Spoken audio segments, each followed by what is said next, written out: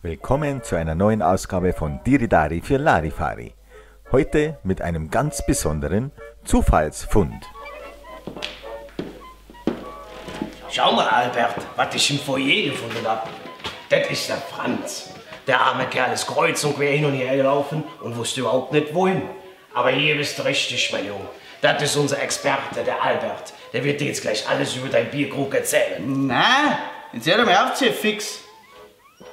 Aber, mein lieber Franz, da brauchst du dir keine Sorgen machen. Der Albert ist bestimmt vorsichtig mit deinem Krug. Nicht wahr, Albert? Ja, aber natürlich, lieber Horst. Das ist ja mal wurscht, ob der Handlacher aufpasst auf meinen Krug. Kriegt oder nicht und du auch nicht, Horst. Ja, also sowas haben wir auch noch nicht erlebt.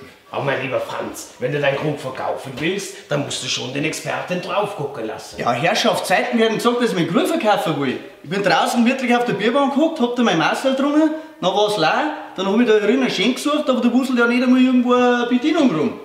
Und auf einmal, ne, zahlt und zupft da jeder meinen Maßkrug rum. Aber ich sag's euch gleich, wenn einer meinen Maßkrug noch angelangt, dann ringt's Bockfotzen. Haben wir uns, Kameraden. Ne? Was war das denn jetzt? Also ich würde sagen, eindeutig süddeutscher Raum, lieber Horst. Späte 80er Jahre, sehr grob geschnitzt und in dem Zustand sehr schwer an den Mann zu bringen. Ja, das klang mir auch sehr nach Unterbier, mein lieber Albert.